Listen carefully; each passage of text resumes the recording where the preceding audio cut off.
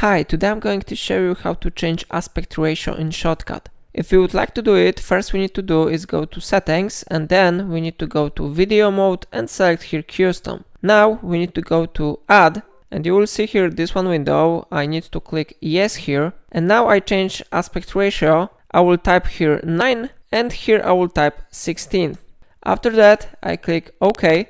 And aspect ratio will be successfully changed here. If you would like to cut our video to be displayed here, we need to click on this one video and we need to go to filters and select here add a filter. After that I type here size and I select here this one filter.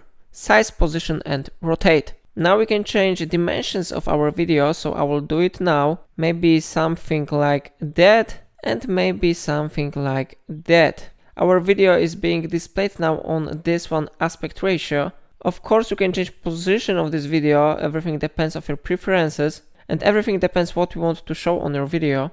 Okay, so it's all for today. If I helped you to do it, remember to like this tutorial and subscribe my channel because it really supports my work. And do not forget to check links in description.